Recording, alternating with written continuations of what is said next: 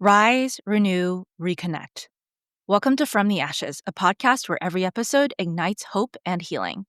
I'm your host, Valerie Huang Beck, and I'm on a mission to help you embrace your unique potential and become the vibrant visionary you knew you were meant to be. And the fire in the darkest night, the phoenix burns. It's ready for flight. Shadows may come, try to tear you apart, but you're the flame that All right, Paul. your heart. Thank you for being here with me today. We are in Amsterdam right now, Amsterdam, actually, yes, at the land of the Mindvalley tulips. U. Yeah. And I happened to meet this wonderful person. He has done so much in his life, and it's just a real privilege and honor to get your perspective because you've been wildly successful on the very conventional success side, but that's It's not true. what you're here to talk about. No, And absolutely. I actually want to start with some of your philosophy today because you mentioned some things the other day that I thought were just very powerful and unconventional. And you see things from this huge perspective, and one that I think is counter to a lot of what even a lot of spiritual people are trying to do in this world today. And, we are here at a conference where everyone is into spirituality, but there's a lot of, talk of thinking bigger and growing bigger and like getting to the top. And something that you said to me that really stuck with me the other day is this deconstruction and revolution of self. So let's start from there. Okay. All right then. Yeah. Well, hello everyone watching this and enjoying. I'm Paul, as introduced, and I hail from England originally. I live in Hawaii now for 23 years, and I have had quite the life. And as you say, one of the aspects of this that I've been going through for a lot of my life is this rebellion. So early on in my life, I had some real strong challenges with family and my parents divorcing, and it created this sort of rebel in me. And at first, there was some unhealthy dynamics to that. But as I've gone through my life, that rebel has stayed with me. And it's somebody so I basically, I question. I'm one of those kids that questioned the priest or the teacher or my father. And quite often I came up with questions that would have them completely and utterly confused and actually said to me, "Oh, you can't ask that question," or "Only God knows," or this kind of thing. And so it led me on this path, no matter what I was doing, was to the unconventional. So I would go outside the box. I would see things from that perspective, and then I would get inspired to do things a different way. I wasn't ready for where that was going to lead me, and it certainly has led me some very challenging places. But ultimately, this understanding of the deconstruction. So self-revolution came about. My book title, funny enough, you were talking about people like being bigger. My book is actually called The Big You. And the context, so initially people think maybe that is this idea of ingratiation, but it's actually this idea of when you remove everything that you added to yourself, you actually recognize that everything that you had was worth more than anything you added to yourself. So in other words, through this life of trying to be more, you've actually polluted your essence.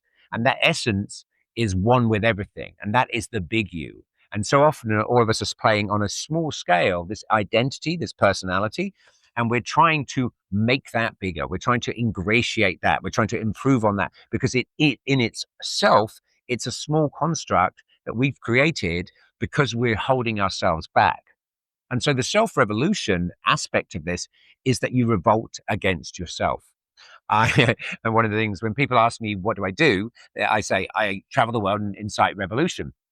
And then they'll normally say, oh, hang on, what's that? That's like a small, you work for the American government, like small countries, you supply them arms. I'm like, no. It's self-revolution. And then people are like, okay, what's that mean? And I say, when you look in the mirror and you find yourself revolting. And so in that context, there's two levels. So normally people at that point have a weird look on their face and they think I just insulted them. But essentially, you're in the act of self-revolution. So you find yourself revolting. Oh my God, I'm here. I'm actually questioning my life. I'm looking in the mirror and I recognize the cost wasn't worth the payoff. And the thing is about that is that the cost is never worth the payoff. So whatever you're doing in your life, what the cost is authenticity. So you're paying for everything you're trying to get with your authenticity, and it is never worth it, because what actually you get for that is something that matches your inauthenticity. So I'll just sort of break that down so that's a bit clearer. So essentially, here's your natural expression as a child. It's just like expressing out. Love is coming through you. You're like in this expression thing. And then as an adult, you learn to have an agenda, and you're like, I want to get something. I want to improve myself. I want to ingratiate myself. And so you adjust yourself to get something. But then what you get matches the adjustment. In other words, it matches who you've become to get it, even if that's subtle. And so what happens is then when you get the thing, now to retain it, you have to retain the person you've become to get it. So in a job or in a relationship, these kind of things, or even in your own mind, when you say, this is who I am, and this is my mindset, and so you become attached to that because you've actually kind of like moved away. You've let go of the trust of your own authentic guidance, and you've moved into this thing of trying to ingratiate yourself from the world's perspective. And so at a certain point, you recognize this, and then you go, I can't do this anymore. And no matter how, like, you might be successful and handsome or pretty or healthy and all these things, but if it's cost you in the sense that you recognize you betrayed yourself, which is the act of self-betrayal, is basically each moment. It sounds like big, right? But really, we do it every little moment. Like, it's like we say yes when we mean no, or we say no when we mean yes. And it's very simple. Like, so many of us are very, very, very difficult to say no, thank you. And so we say yes. We try to people please. And so we say yes and yes and yes. And then we build up this resentment. And then eventually, that's what anger or irritation is when we finally go, enough. But the thing is to actually, the deconstruction, the self-revolution is when you recognize this and you start living a different way. You start from that place. When someone offers you something, you check and you go, thank you, or yes, please. But you're not attached to the actual result. And so self-revolution is basically the work. It's like I say to people, don't talk to me if you want to survive. Because for me, a successful experience for somebody, whether it be through the events I put on or through a conversation, is where a little part of them, you've got to put a little bit of your self baggage down, a little bit of that pollution down. And so in that context, every time you put something down, it's a purification. So it's a completely different model for operating in life. Okay, so before I deconstruct all of that with a ton of questions, let's actually let's actually put this onto how that's impacted your life and your life story. So I know that you've been wildly successful. You've been in the music industry, both as producer and marketer, right? And so, like, he's done some really big things. It was in Europe. Yeah. Right? In the UK, I was in the UK Okay. for like 20 years. I ran pretty much the biggest marketing promotion company in the club music scene. And that involved studios, labels, remixing, DJing, marketing. And eventually we were doing everyone from Madonna to U2 to the super underground to the super mainstream. Like, we even had a company that did the whole Spice Girls thing. So it was it kind of got very broad, and we kind of dominated the market, actually. Yeah. Okay. In my 20s. Crazy. That's Yes. another lesson. That's a lesson about following your bliss, because I love music, and that's why I went for it. So it was a very, very cool lesson to have. Following your bliss can and will bring you success and abundance in all other areas. It wasn't my goal. My goal wasn't success and abundance. My goal was passion and being like a champion for this music that was coming through in this club scene that I wanted the rest of the world to feel. So, which is kind of what I'm doing today, these days, in the ecstatic dances. That's starting to take hold around the world. So that was what drove me, is to share this experience of joy and connection with other people. And because I was driven by that, it basically then fed me in the sense of success and money and abundance. And it's something that I teach for a lot of people. Carry on. Okay. So I want to include that in the story, though, because for some people, that abundance is elusive, even though they are following their passion. But what I wanted to ask you about this is, well, then when did it start to go sideways? Because Right. I know that you then went on a 5-year like spiritual traveling journey. And then I read also that, you did like at least 15 years, if not more, of deep spiritual work, right? To get to where you are. Yeah, Yeah. So I want to hear it's about that. about 30 years now. Okay. 30 years. There we go. Yeah, Right. of workshops Yeah. and yeah, all the things.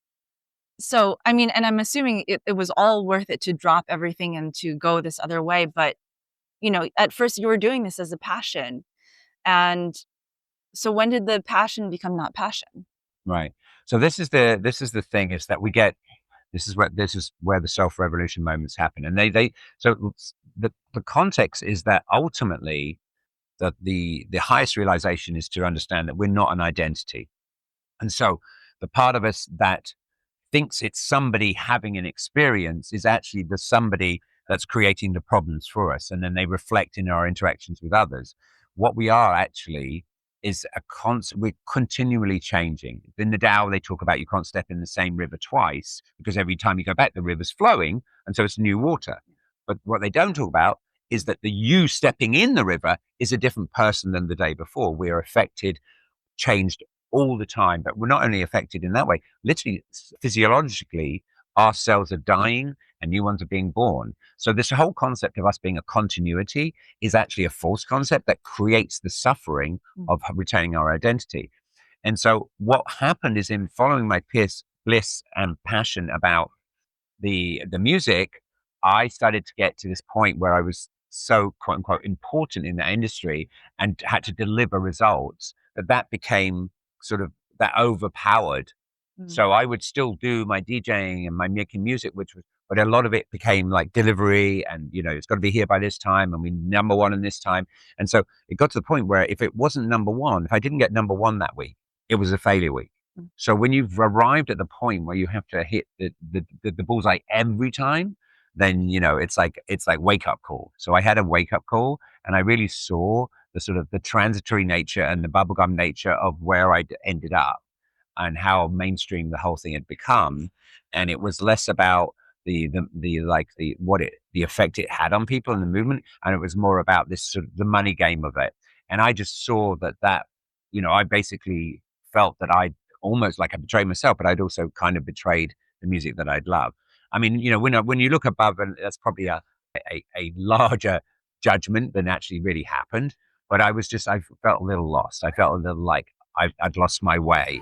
Yeah. And I just basically, I just woke up one day and I just went, I can't do this anymore. I'm like, I just really was able to see that success, money, and fame, were not, and I call them the three Western gods actually, which is time, money, and sex, which is essentially either you're doing something to create attraction in you, which is the sexuality part. You want people to find you attractive. You want to attract the right person for your life, and you want that kind of thing, or you want the money so that you have the power, or you're like constantly, but what you're paying with in a lot of times is your time, and you end up paying for your time for something in the future rather than living now. And so I started to not so much enjoy the process like I had when it started, but it was always like, oh my God, I'm answering the calls, trying to get the mix done, and everything became like this pressure, this insistence. And I realized it wasn't worth it. So I had that self-revolution moment. I had that moment and I went, I can't do this anymore. And I went to a workshop, funny enough, my first ever workshop back then. And it just changed me completely. It's a much deeper story. If you read my book, it describes this in some detail. But essentially, I saw that everything was me. In this workshop, I had this deconstruction moment. And as the less of me there was, the more I saw I was everybody else. So as the barrier of my individuality dropped away, I saw there was no separation. And this changed everything for me.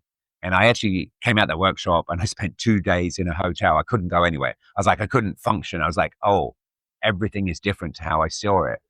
And then I came back and I got my directors together and I said, hey guys, you're doing a great job. Carry on. I'm going on a sabbatical. And I basically never came back. And that's when I decided I kind of spent 3 months in my, like, it was kind of like a English green garden. And I just would go out there and I would sit and look at the sky and just be like, what is this all about? So those very, very big, profound questions came up, because that when you get the fame, money, and success, what happens is that you recognize that everybody is after these things and they think these things are going to give us what we all want, which is like happiness and joy. But essentially underneath that is peace, is to be at peace, to feel like oh, I'm safe and I'm provided for and I can trust and I'm in a, so it's this sort of relief that we kind of adopted this idea that unless we're doing stuff, that's not available. And so you create this idea that you're the one who's providing for yourself. And yet, actually, what really is happening is there's divine providence. In other words, everybody is being provided for if they are willing to open up and accept it and trust that process. But we're all thinking that it's down to us. And if we don't do it, nobody else will. And so I had this big sort of schism in this place, and I saw that I wasn't happy. So I was successful, I was busy, I was running around doing things, but I wasn't happy. I wasn't at peace. I was stressed about the whole thing all the time. I was constantly trying to get that bullseye. And so the game was up. It's like once you get to that point, you go, okay, this isn't the answer.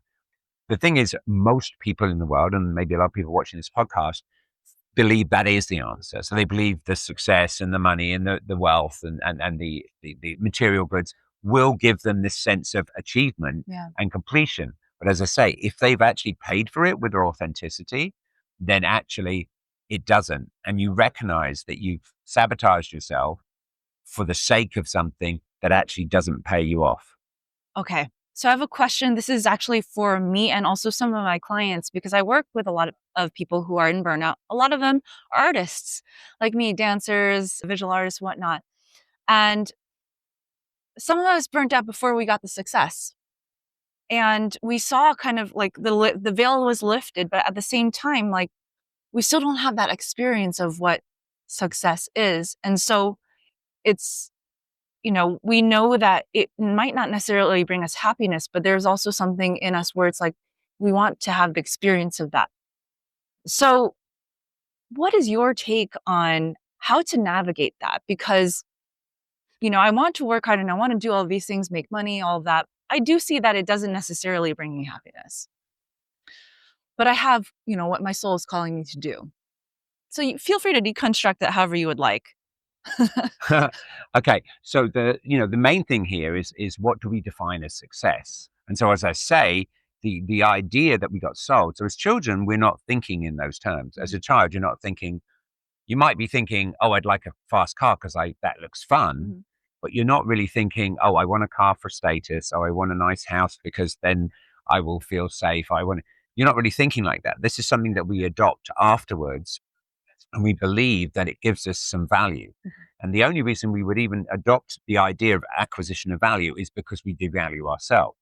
And so the whole process of achieving success is on the basis that we do not feel that who we are as we are when we come in has intrinsic value. We believe that value is acquired through tasks, achievements, and then the accolades of others seeing those tasks and achievements and saying, yes, you did good. And then you're going, oh, I did good. Oh, I've got followers. I've got money. I've sold this many records or whatever it is, right? And I've got this many listeners to your podcast, whatever it is. And so then there's this idea that gives you more value. And the only reason you would be seeking value is because, excuse me, is because you had decided that you inherently didn't have it in the first place, you see? So the whole context of agenda is basically there's only one intention behind agenda is approval. In other words, approval is how we see we acquire value.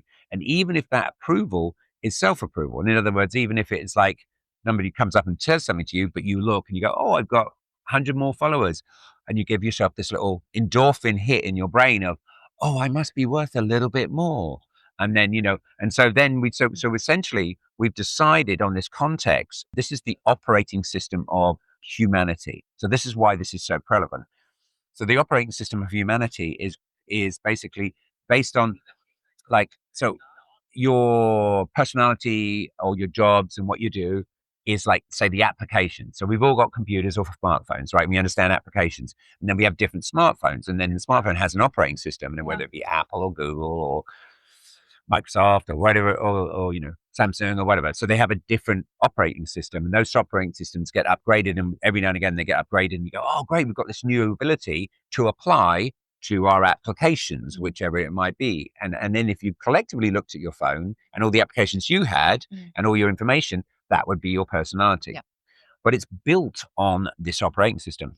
And so this operating system, the first movement from, so if everything is, if we're all one and everything is one thing, and this is like from a religious perspective or an ancient knowledge perspective or from a scientific quantum perspective, ultimately, even if you look at the whole magnetic spectrum, it's the same thing. It's wavelength and frequency, and different relationships between that give you light and sound and music and gamma rays and all these things. These are all the same thing at a different rate and frequency, like a wavelength and frequency. So it's like that's basically when you break it down. So we know that potentially ultimately everything is one thing. Yeah. And so the separation thing from a human perspective in building our operating system was like, okay, good and bad, right and wrong, right? Or good and evil, if you want to be more like strong about it. And so the idea is that we decided, okay, what's good? Good is gain. So if we get something, it's a good thing. And if we lose something, we decided it was a bad thing. So if you really look at every human being that's ever existed and all the different civilizations, that was what it was based on. It was based on that because the first levels of like Maslow's hierarchy is the reptilian brain, is survival. So we're looking for food, we're looking for shelter, we're looking for things. So the day that we caught something to eat or found something to eat, berries or whatever, was a good day. The day we didn't, we went hungry.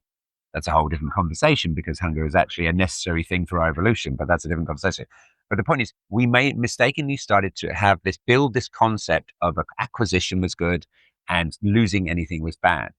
But as I said, going back to what I was talking about earlier, when you acquire, so here's your expression, here's your adjustment to get something. So this is the agenda. And what you're trying to get is actually something that you think will give you more value. So this is why you're looking for the approval. So whether a child sings for itself, a singer might sing for an audience to feel that she has value or that her singing is actually any good or whatever, or a dancer. And if nobody's watching, is it any worse than 10,000 people watching? But in the sense of an ego and the acquisition, the small you looking to acquire something, it's the approval that is actually being sought. And so the approval will adjust the expression. So the expression, an artist, someone like Van Gogh, wanted to keep away from everybody. And he definitely had some surreal moments because he didn't want to be influenced. He wanted the expression to be poor. And so there's a lot of artists over the years that we remember because they did that, but they had some troubling times because they were still trying to fight this dynamic, right? Yeah. And so when you become, let's say, commercialized, which is the minute you adjust something to get something, it's a commercial adventure, it's a trade. So now it's not the expression. And so art is the expression of love into form. Okay, so we are all this energy that I talked about earlier. You could use another word for it, and you could say it is love. So that is love. So love is the makeup of the universe. I mean, it's like I actually have, but love is also it's the absence of condition. So anything that has a condition isn't love; it's a trade. So the minute you start using art to acquire something, it's now become a commercialized version, and you will, even if you don't fully understand it, you will adjust yourself. And so that's why sometimes you see in movies, they get the artist and the agent and they kind of quabble and everything. You say, I want to be the artist. Yeah, but if you want to be seen, you've got to do it this way or whatever. And then some people do art and become commercialized, like graphic design or whatever. And then so success becomes the goal. Success meaning either I'm going to get paid more, I'm going to get more people tell me I'm good, rather than the expression. And so this is what we do in art, but also what we do in many things. And so then what happens is you get to a certain stage in your artistic expression and you realize the cost wasn't worth the payoff. You're like, damn. And you're like, no, I want to do what I want to do. Yeah. And so the thing is, it's that trust. And then on the other side, so basically we said good is gain, bad is loss. But actually in this context, when you adjust who you are to get something, you actually are polluting yourself. Yeah. And so it's actually bad gain. And then a loss on that side is actually like a purification. So it's like someone saying you don't need to carry that anymore. So when you put something down, when you put down some limiting like beliefs about yourself, like a baggage, and you put it down, then you're actually purifying yourself. So the operating system that all of 95% of humans have always run on is good gain, bad loss, and it affects everything. But really, the truth is, it's good loss, bad gain. In other words, loss is this purification process which keeps you in the moment, which keeps you from betraying yourself, because you like literally you're always putting down that which would hinder your natural expression. Now that can be in art, but it also can be in every conversation. It can be just you're walking down the street and you feel, oh, I want to go this way, so you follow it. So you tune in to that guidance, which we all have. Yeah. And we know it because we feel at peace when it's happening. So when you're trying to get something, you're in insistence. So you're trying to get something and you're like insisting. So when you become an artist, like insisting, I want to be seen, I want people to see me, I want to get on that bill, and you start becoming something you're not to do it, then even if you do it, the interesting thing is that when you get the success that you're after, it doesn't land because you became something you're not to get it. So when people say, I love you, you're amazing, this is wonderful, you go, you don't really know me. Mm-hmm. You know what I'm being to get that response. Yeah. And so the more you get there, so initially you go, oh, this is amazing. Yeah. But after a while, like you see some artists who are doing really good for a while, they're like, I've got to change this. I got to shift. Not that I follow Taylor Swift at all, but I remember during COVID, she went back to her country roots and did 2 folk albums that she just wrote herself. And she went from this big production studios and all the rest of it. And those 2 albums ended up being super, super successful. And when she talks about it, she said, I just really needed to strip away everything and get back to why I'd got into this. So this little girl that had been writing songs as a 10-year-old. And so she went back to that. And people were like, oh, I can really. So it's like believing that your true expression actually has more value than anything you could try to be. So that's the thing. And it's like my line, I think I said at the start, which I normally say at the end, but the point is that everything you added to yourself is less than what you came in with. So it's by putting things down, by stripping away, you're kind of purifying the channel so that what can come through can come through. And so that is ultimately where you're going to find the fulfillment that you think you're going to get from the accolade of money or success or followers or these kind of things. Yes. And the crazy thing is that when you really do that from that place, it's like it's intrinsically motivating. Yeah. In other words, if you're not doing something that is fulfilling you in the moment, you're doing, quote unquote, the wrong thing. Mm-hmm. You're either in insistence, you're trying to make it happen, or you're in resistance, trying not to lose what you've acquired from making it happen. Both things keep you inauthentic, and that's why they don't fulfill you. Yeah. So it's like, and you can either, you can play that game for as long as you want until you kind of arrive at it, sort of thing. Yeah. Or you can start to come from this place of intrinsic motivation and just, this feels right. I'm going to do this because I feel great in it. It provides its own thing, and you get the fulfillment in the action. Yeah. So rather than doing things on a trade basis, what am I going to get for this? You go, wow, this feels great doing this, so I will do that. And we all know when we're playing or singing or dancing or jumping in some cold water or looking at a sunset or tasting some amazing food, there's a moment where we forget our brains, we forget all the agendas, we forget everything, and we're in the moment and we're loving it. And that's the expression that comes through us, that creative expression, is so that we can witness the magnificence we are, that as a child we all learned to suppress, which is why we started this whole game of acquisition in the first place. Yeah. It's us holding ourselves back. Yeah. And we call it society, but it was us adopting this idea that what we were was too much. Yeah. But we turned it into, instead of saying, so we turned it inside that, like, kids, right? You're too much. Be quiet. Go to this. So we adopt that and we start to suppress ourselves. So this is why we're exhausted, holding ourselves back. Mm-hmm. But another way of saying too much is you're more than enough. Mm. So this whole thing today, when people are saying you're enough, I call that's bullshit. Sorry to swear, but that's basically, it's not true. You're not enough, because if I was a child and at school, I don't know if you remember, when I was going to school, sweets were actually given to children a lot. That's why I've got a lot of fillings. But basically, sweets were given to children as a reward, right? So we got trained, this endorphin hit, eating the sugar, reward. So we get trained for this and we want to keep doing this. And so basically they would give the sweets and like you take them to school and you go, and if you only had a few and you said, oh, they're nice, can I have some? And I'd look and I go, I've only got enough for me. I've just got enough. What have you got? And you go, well, I've got some lemon bonbons. And I go, okay, you can have my strawberry sherbet and the 2 lemon bonbons. And you start a trade. And this is how it all starts. It's enoughness, which comes from this suppression because you don't want to be too much, because that got like shamed as a child. You got too much, too big, too loud. So now you just think, you're like, I'm enough. But enough doesn't give you any abundance. And the fact of the matter is, you are more than enough. That too much is the same thing as saying, I'm more than enough. All of us were born. The source of all our abundance and everything is within us. So we're like a spring that's like coming out of the ocean, coming out of the earth, and we capped it. And every day we're trying to keep that spring, and we let a little bit out. But really, and so that's why, and as a child, you're like, shh, just like, so the idea is that you are the source, and you only feel it.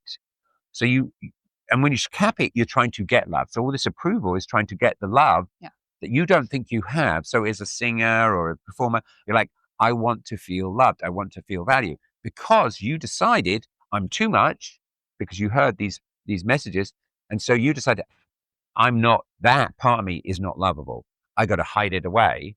And so now you create this false stuff and constantly try and edit it to attain the love, but it never lands because you know it's not you. And ultimately, and the crazy thing is that the reason you don't have the energy is because you're holding yourself back. You're like in this fight with yourself. So that when you allow this to come out, you actually feel, the reason you don't feel love and you think you want to get it is because you are love. And it's only in the loving, the expression of love, that you can feel it. And love is the absence of conditions. And so any agenda, including success or whatever, would be a condition. So if you put a condition on your expression of who you are, you then turn it into a compromise, which is therefore wants something in return. While I compromise, I've been in a thing, I want a payoff. And then it never happens, and you cycle and cycle. So the only way to get off that game is to get off the game and to stop insisting to try and get something, stop resisting, holding on to something. So when you feel something challenging in life, you step in. And you say, I wonder what I can put down here. I wonder what baggage that I've been carrying in my backpack that I don't need anymore, that's holding me back, that my keeping it safe is stopping me from making that big decision in my life that's going to open me up, that I'm going to discover that place. And so you stop insisting, you stop resisting, and you start living from this place of how can I express the moment? What can I bring to the moment? What part of me? And you know what wants to be expressed because it feels good. It intrinsically motivates you. You feel great in the action of it. You finish and everyone's going, well done. You're like, it was amazing. I feel amazing. So, and all you healers out there that might be watching this, you've had sessions where you finish the session and you feel like you could float out the room, and it was you were equal receivers of the greatness of that session. Or you can work all week and you go, I'm so exhausted. My clients, oh my God, I feel so drained. I need to kind of make sure I'm protecting my aura. I need to make sure I'm protecting my energy. I need to, and so I know this might be a bit radical, but essentially then you are doing it with an agenda. So you can't, like, the healing is actually you giving them the inspiration to show them that actually that the healing is the removal of their limitation. So you have to live that, as opposed to quote unquote try to fix them. Because what you're trying to fix is their faulty model. And actually the whole model needs to be thrown out. It's like who they are underneath that is what they've been looking for.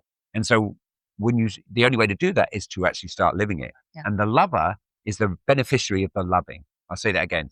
The lover is the beneficiary of the loving. As you love, it comes from within you, like the spring comes out, and you are this sort of the banks of the river. And as it comes out, you feel it. You're fulfilled by it. And so that starts to guide you in life.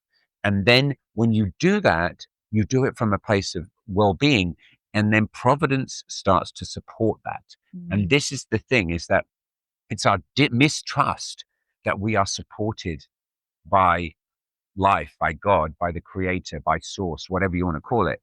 And we think kind of like, oh, we'll just jump down here and do your best, dog eat dog, which is because we think from this good gain, bad loss. I know that was a lot. It was a lot. It was for me, that was very important to hear. And, even just looking at my experience from this week, I've seen myself grow. And even though, like, today I was reflecting, I was like, you know what, Valerie, you're kind of like a half-baked cookie and you want to be done really fast, but that's not how it goes. You're never done. Yeah. You're never You're done. never done. Right. So everybody who thinks they're going to be done, you're never done. What you're in is a constant state of undoing. And so when you start to enjoy that and be curious about that and understand that it's like if I was to put a ton of baggage on you and I say, you go away for 10 years and you can't put them down ever. And somebody followed you and had a little camera or a spy in the sky. And every time you put them down, it went beep and you got a little shock and you like picked it back up. So you could never put it down. So eventually you got used to carrying all this weight. And then you hit to this point in your life, your self-revolution point, and it's like, it's time to start putting it down. Yeah. And so instead of acquisition, you start putting things down. And each thing you put down, you go, ah. And we all know this, like if you're traveling and you've got your bags and everything, you get to your hotel room or whatever, and you put your stuff down and you flop on the bed and you go, oh, what a relief. So the discovery of self is that relief when you put down the false self. It's not the acquisition of something. Yeah. It's the purification of something. It's the deconstruction of something. It's the releasing of something and discovery that you were that all along. Yet the game, you might ask, is why that happens. It's because we're all hardwired for approval. Yeah. As a little baby, we're born, we have no ability, so we're hardwired for approval. So it's nobody's fault. Nobody is like worse than anybody in this context. We all created this identity so that we could deconstruct the identity. Because as you deconstruct it, you discover truth. So when you go, oh, I'm not that, it's because the truth of what you are is revealed in the knowing of what you're not.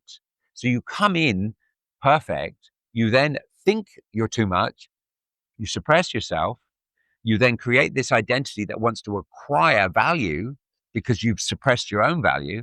You then realize the self-revolution moment, the cost wasn't worth the payoff, never will be. You shift, you change somewhere in the middle of your life, and you start putting that down. And then slowly but surely, as you put things down, you become lighter. And so in that lightness, so when the sages talked about enlightenment, they were talking about that. It's that when you start putting down this acquisition, you become lighter. You enter the moment going, what can I give to the moment? You stop trying to insist. You feel insistence, you lean back. You feel resistance, you lean in. And you know what that feels like because it's peace, it's optimism, it's curiosity, it's love. You in any resistant moment, the moment is asking you, what in this situation am I choosing not to love that I could love? That is a reflection about what I'm hiding in myself. So there's basically a part of yourself that is actually representing itself outside of you that you want to judge because you judge that in yourself. And so that's why people, places, and things come into your life and they challenge you, is because it's asking you to put down that self-judgment that created this idea that you weren't enough, so that you had to create this identity. And so when you welcome back what's called the inner child and all those wonderful curiosity and silliness and optimism and all these things back into your life, then you're welcoming yourself. And the reason why anybody would judge you is because you actually have this self-judgment that somehow you weren't good enough, but actually you were more than enough. And the only way to know your true power is to see the thing that you thought was the worst thing about you, the thing that you hid most, is actually your greatest gift. It's the thing you got given extra of. Going back to that thing about the kids and the sweets. So if my mum gave me a whole huge bag, I'd go to the school and I go, do you want some? And they go, oh, you sure? I'm like, yeah, I got more than enough. Do you want some too? Oh yeah, I've got more than enough. And so you go around like sharing your sweet, so to speak. So sharing the things that infuse you, and you become an inspiration. And then that creates aspiration in others to do that also. And then everybody's going around sharing what they have bought, which they previously thought was just something to be ashamed of. And then suddenly all that shame starts to drop away because you actually live that which you felt to hide. All right. Thank you. So I know we're running out of time. So I have one more question, because a lot of people think that when we need to let go of things, we're also letting go of having material wealth and we're letting go of all these things. But that's not really what's happening. You're surrounded by people all the time. You're surrounded by friends, love. And the way that you radiate your aura too, like you're super welcoming, you're super loving. You have resources. It's not like, you've meditated in forest and now like you don't have anything, right? And so I want you to describe what is the difference between the way of being and how it is reflected in your external world from before and now. So before, I thought it was my business to basically to acquire the resources for me to do something. And so I acquired a lot of resources. But what not only a lot of people do know is that literally at the end of my travels, and I had retired and I had about, I don't know, probably about £5 million at the time. I'd sold my company and things like that. And I just had it like in shares and things like that. And I wasn't even paying attention to it. I was backpacking. I wanted to be like a monk. So I was like not even thinking about it. And then the day that I was coming back to the world, that I'd sort of completed that journey, living with monks and aborigines and doing firewalking and climbing pyramids and Machu Picchu trail and da da da and all the things, right? I was sort of, okay, now it's time to go back into the world. And I kind of think I've got an idea of this, as I say, this new operating system. And I'm like, yeah, it's no longer reward and punishment, carrot and the stick. Mm-hmm. It's this like intrinsic motivation. It's that love is the absence of conditions. It's that, God source, whatever it is, infinite potentiality. In other words, if it's infinite potentiality, then basically it is no thing, because to be in the no thing means it has the possibility of being everything. So there is the actual truth about everything is it has no form. It is the potential of anything. So therefore it is not the definition of anything. So if you're following my thinking, so I started to realize this, but then I had to go. I was like, oh, I got to go back into the world and do it. The day that I was at the island of Santorini, which was very relevant because there's a whole story about my past lives. And one of the things I was doing, which I didn't believe in at the first, and then I had these very surreal moments.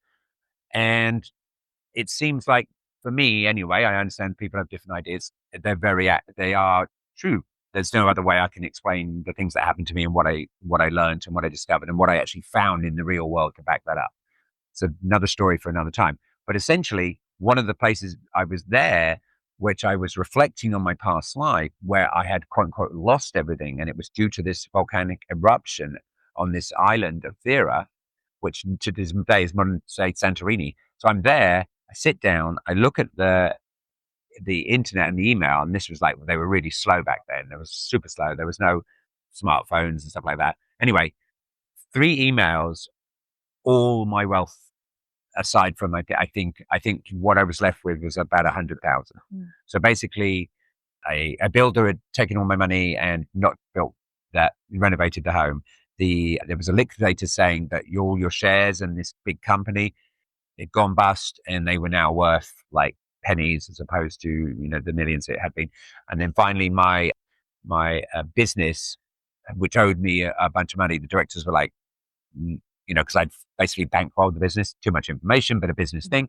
But anyway, the point is, they're like, we're going to close the business down unless you take this small amount. Otherwise, you're not going to get any of your money. So I went from, oh, I don't ever have to work again, and because I really had worked hard, to, oh, I'm back at zero. Like I can just got enough to pay a few things and get myself, but that's about it. And my biggest fear was that I would have to go back to this sort of mainstream thinking. Yeah. And I'm like, no, this is my opportunity. Yeah. Now I get to walk my talk. Now I get to live it. And that was over 20 years ago. So for 20 years, I have just trusted. Now, do I know about finances? Do I know about various business things? I do, but that's not my goal. I'm not making that my thing. My goal is experiences, and for me to live this way that I'm living, to really live this. And all I can say is that through that, money arrives in these very unexpected ways. It really does. It really magically arises. I had to do an investment to get a green card to live in America.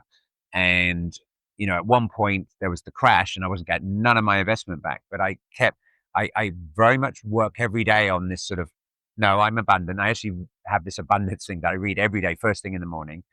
And I just trusted. And I'm like, okay, I'm being taken through this process of trust. Okay. And I trusted for a year and I kept sort of just being patient but showing up. It's like this context is that, you're not attached, like something has to happen the way you want it to happen. And you get stressed out if it doesn't and you like get fearful, but you're not detached like, oh, I'm spiritual and now I'm all in the flow and da da da. It's non-attachment. So non-attachment means I'm not attached to the result, but I have a feeling of how I want to feel. So that's great. You can have I want to feel peaceful. I want to feel positive. I want to feel that I am out of my way and an expression of joy. So and how that happens, currently, I think this is the way. So you start moving towards it, but you're not attached to that particular result. And if it shifts and changes and people change and people cancel, and so all distractions, it's like what I was saying. All diversions are like gifts to take you to a higher situation, or when you get delays, it's because you're being given an opportunity to shift and change yourself. And so I just so basically I was put in a situation where I had to see if I could do that, and it's like it was very surreal moments where suddenly I'm on the phone trying to get 100,000 to get myself through 6 months trying to borrow it. And then this was the time before 2008. And then the person at the end of the line goes, oh, your house, da, da, da, da, da, we can lend you 1 million, which was crazy. Like, and I'm like, what? No, do I do that? And then I sat with it. I thought about it and thought, okay, I'm going to take that and I'm going to invest it in building this retreat center on my property. And I'm going to start offering this for people and transforming people. And so I decided, so it's like, sometimes the world will take you into risk so that you can have this experience of trust. And slowly but surely, it's like various things like that thing I told you about, that investment. Because I waited and instead of it, by the end of that situation, it ended up actually making me money than when it looked like it was going to lose me everything. And so part of the journey that you're taken on is that you have to move into this place of trust. You have to know that it's going to, when you come from this place that isn't about perverting your authenticity, that you will be supported. And my experience has been that it has been.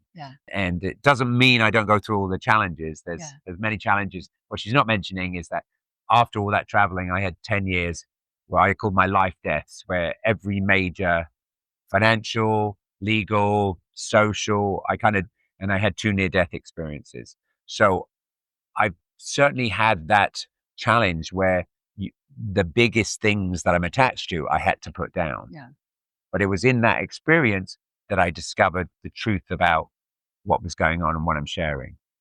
I wish we had time to actually go through all of it, but I'm sure that's like an entire book of life experiences. Yeah, because like we didn't even go into what you did in your 5 years of spiritual journey and all that. Can we find that in your book by any chance? Or And in the book, there's a few bits and pieces. There's a few anecdotes, and there are some powerful ones. But it was like 76 countries and all the rest of it. So it's like that is coming at another time, like more like a biography. The first book, The Big You. The second book will be The Wow of You, which is how to live this. How do you live this when you actually get it? And the third book's going to be The Now of You. And that's the context of where you actually move to this place of recognizing that things are happening through you, not to you. But the ultimate thing is that I can leave you with in this sense is that what I learned, in that space. So in this space of my body being here, and then I'm witnessing it, and I'm like this identity witnessing it. But then there was another step back where I'm a presence. I'm not the identity, and I'm looking at the identity, and that's manifesting into the body, and I'm recognizing that actually the problem is the identity. And so I go back to the start. We're not an identity. We're not an I. And this defense of the I, this trying to survive every moment, is what stops us from thriving. We literally, the whole system is designed to, the only constant is change. I'm sure you've heard that. A lot of people have heard that. But that, even physiologically, mentally, spiritually, we are always changing. And the idea of trying to hold on to it is the suffering. So when you try to enter a moment and your identity says, I want to survive this moment, it will avoid loss. and it will try and acquire, and then it will live this inauthentic life, which is unfulfilling, which is why we quote unquote die, is because we get to let go of the body and the identity so that we can reincarnate to try again. It's like we get lost in our avatar. Yeah. And so what I decided on when I had my second near death, and I was at this place where I was from this side, I was able to recognize that people talk about going towards the light, right? So people talk about going towards the light. And what I realized is that it wasn't I going towards the light. It was that the I had a limited perspective. This is my view. I'm somebody. And as that dissolved, as I wasn't that, all perspectives were available. And in that context, if you look at the night sky and you see the stars and they're hitting your eyes, you say they're light and the rest is dark. But actually, the night sky is full of light. Light is moving everywhere. And we're only perceiving that which hits our eye and gets translated as light. And so the point is that it's our limitation of perspective that sees light one place and darkness another. But when you don't have a limited perspective, as I was dissolving in this beautiful, most peaceful state, because all the stress and all the inauthenticity and all the goals and all the agendas and everything, as they dissolved away, obviously there was nothing to interfere with the peace of this presence that I felt. And then, but what happened is the perception of my limitation of an identity dissolved.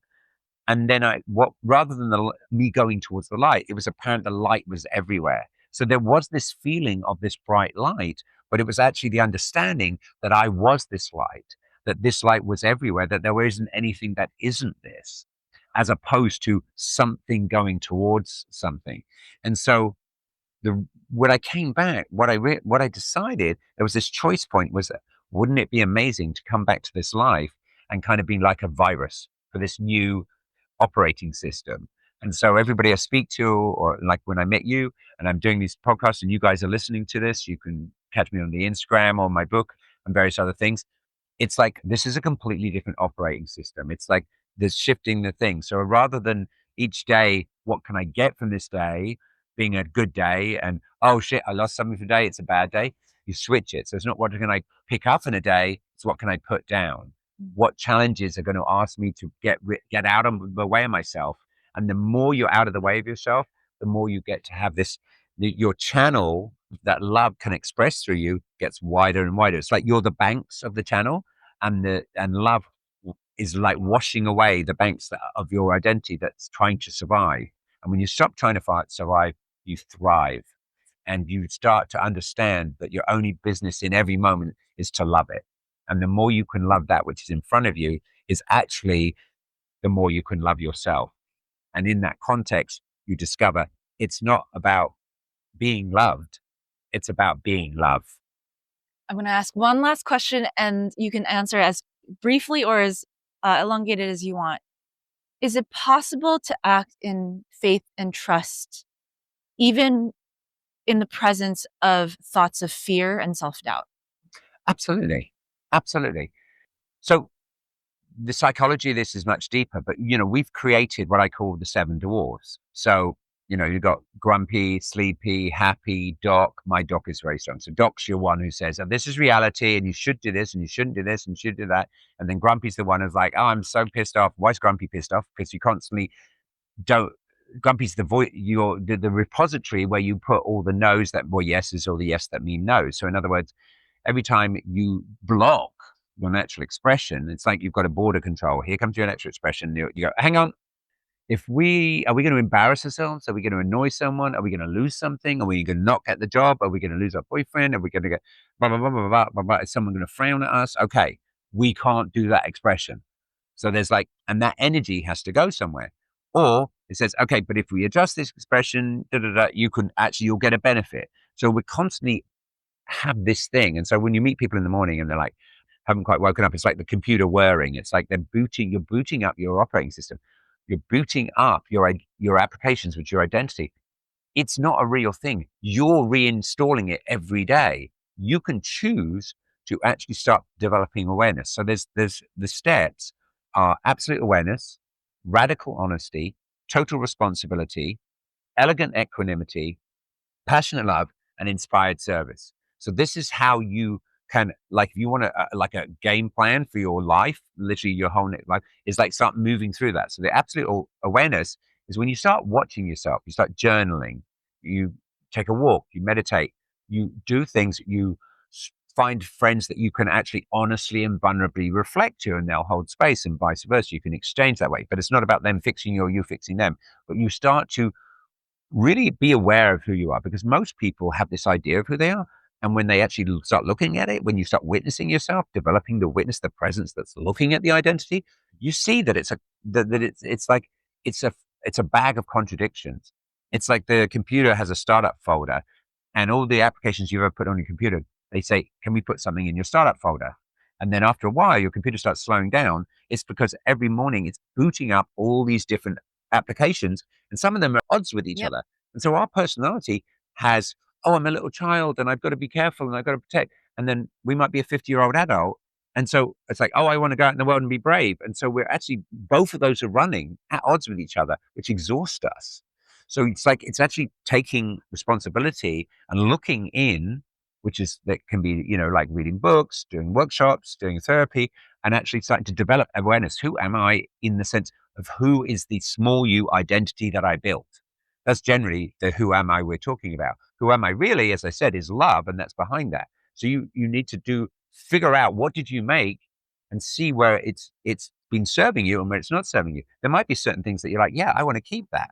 But other things you're like, no, I don't. So you still develop this awareness, and then you get radically honest, which is like, oh, yeah, I can see the fact that I blamed other people for this, but ultimately I can trace it back to my ownership of that. So you get radically, and that leads you to absolute responsibility, which is the biggest challenge. Most people are still stuck in the to me, that life is happening to them from other people. And this is the mindset, and this is why we're set up this way. And so obviously it's very difficult to do that. But one of the reasons where it's difficult is because we don't want to own what we see as the negative, the loss. If I said to you, it's all you doing it, and I talked about all the things you gained, you'd go, oh, absolutely, that's me. Absolutely. I can, no problem with that. Mhm. You say, oh, but all the losses you doing it. Oh, no, that wasn't me. That was everybody else. Yeah. So it's because we have this, my operating system that is not correct. Good loss, bad gain.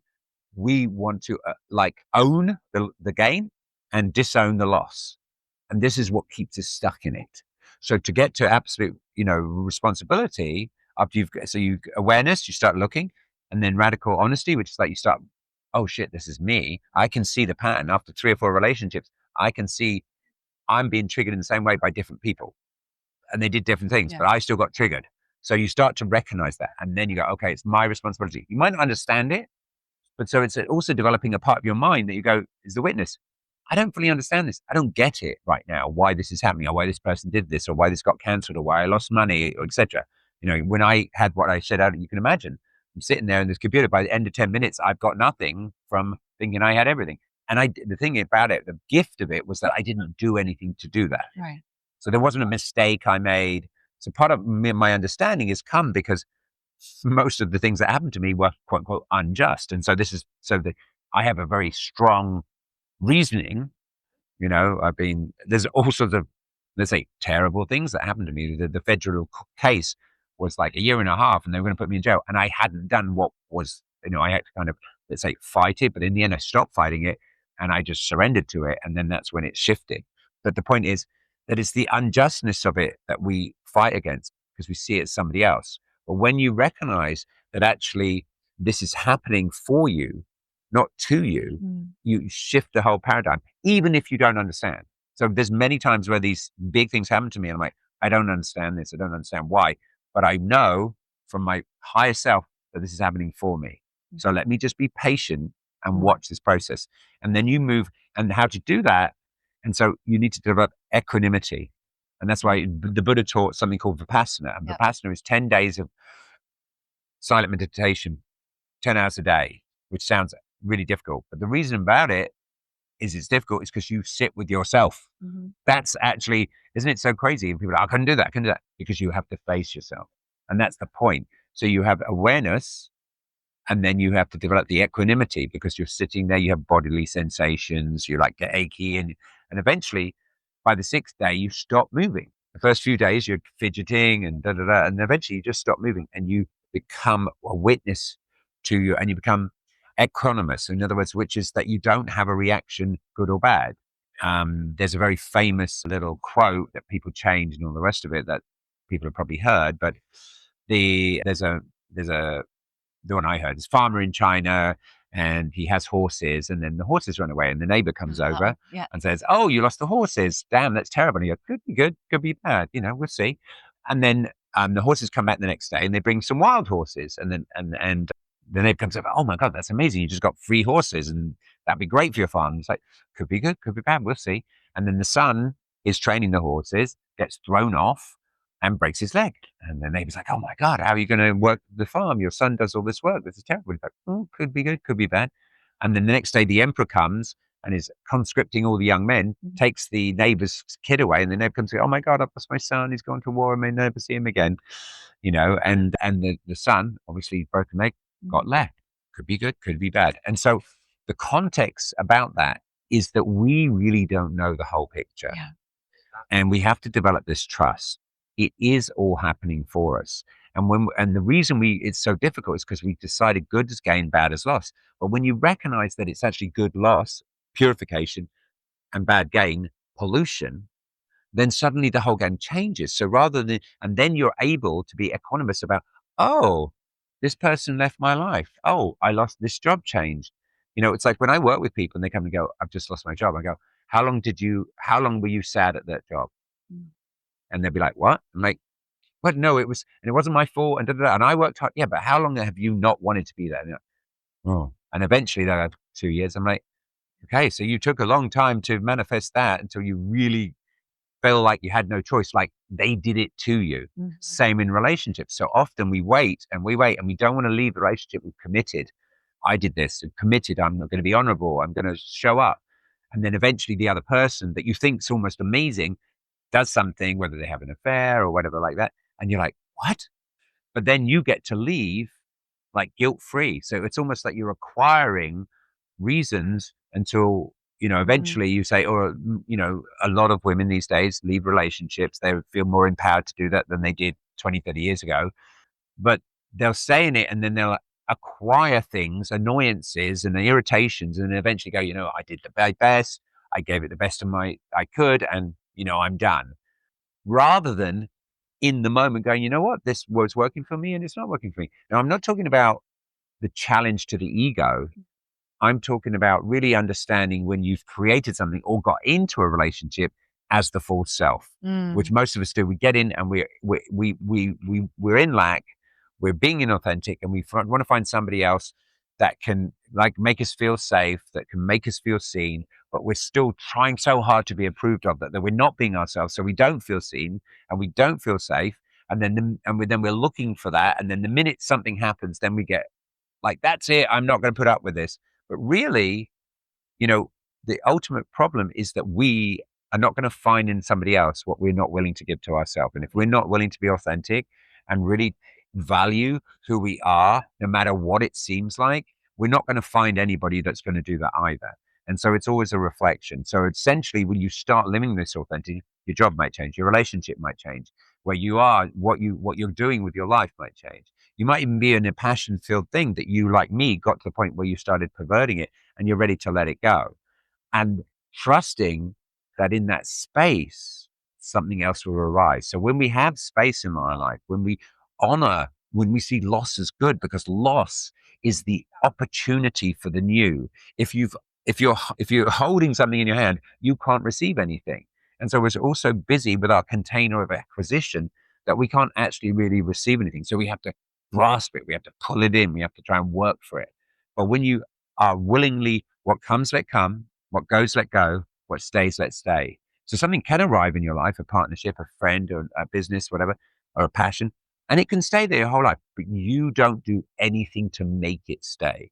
You're not trying to pervert yourself. The minute you do something to make it stay, you're not being authentic. Your job is to be as authentic as you can. And you're being authentic because you're not in insistence and you're not in resistance. Insistence that you're not trying to fix, you're not trying to change somebody else, and you're not trying to resist. You're not trying to resist your own change. You're not trying to resist holding on to something that obviously wants to move, because life will always give you upgrades. If you give it the space, it wants to deliver you an upgrade.